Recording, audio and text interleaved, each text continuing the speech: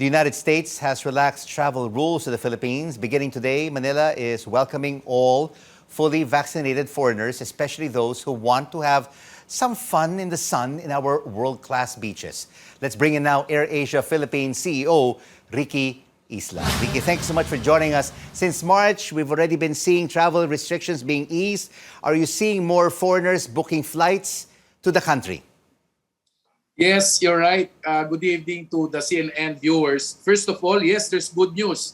As a matter of fact, DOT data said that this is March 9, arrivals totaling of around 77,000.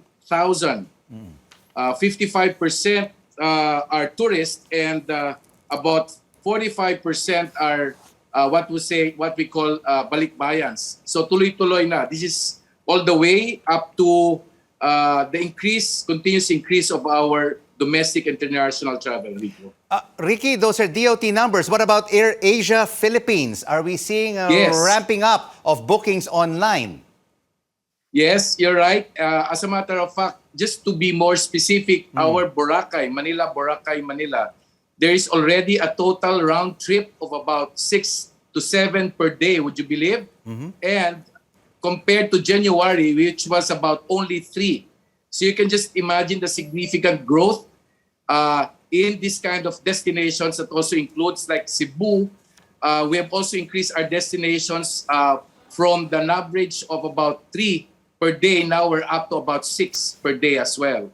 So we are significantly improving our domestic flights, and coming soon, May, we will be reopening 3 countries for international flights. And I hope this is going to be consistent until the peak of third quarter this year. Well, everything is looking up. So will tourism in the country return to pre-pandemic levels by the third quarter of this year? It looks like yes, especially towards the early part of third quarter. That's about June, July, wherein we're estimating that our domestic flights will be already about 90% of pre-pandemic levels. And the first to actually recover are what we call non-essential or tourism flights. So expect tourism to pick up as soon as possible for the domestic market. But of course, coming off this ongoing health crisis, we're now at alert levels 1, in some places, still 2. And of course, fully vaccinated foreigners are now allowed to enter the country. But of course, we've been hit right now by another crisis all the way in Eastern Europe, which has also impacted rising fuel prices. Are you raising airfares amid rising jet fuel costs? And of course, the weaker peso, Ricky, against the US dollar and other foreign exchange rates?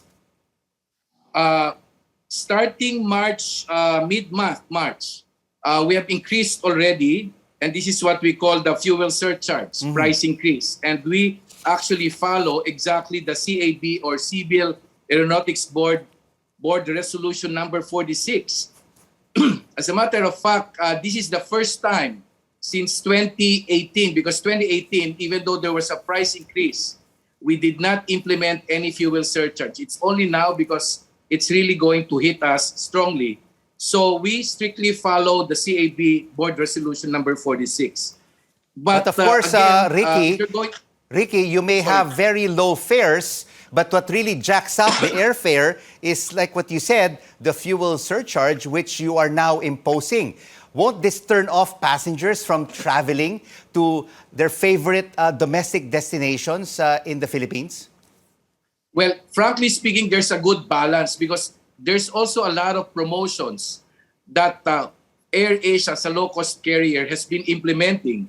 And one of which is in preparation for the election, wherein you can fly home to vote, you pay, but when you return back to your, let's say, back to Manila, the promo is you're not supposed to pay. So we always keep a good balance of our promotions and at the same time, make sure that we follow, for example, this kind of fuel surcharge. So we cannot just jack up our prices so that we want as much as possible supporting tourism, and at the same time, since it's summer peak season, a lot of promos are expected on the part of Philippines AirAsia. And of course, Ricky, no, it's 38 days before the elections, and it is critical for many of our kababayans to go home and vote. This is a very important election because over the next 6 years, we will be led by new leaders in this country. Yep. And part of our corporate social responsibility is that we actually partnered as part of our advocacy with Vote Pilipinas, which is a non-partisan party group. And what we're doing right now is Super Voter. This is called Fly Home to Vote and Get Your Return Ticket for free. And again, this is open bookings as early as now. You can book it. And this will run for about 1 month until the election time that you can avail of these flight services. And Ricky, so in about 3 yes. months' time, no, we will 3 to 4 months' time, we will have a new president. What do you think should be on the next chief executive's agenda to continue promoting tourism recovery and growth?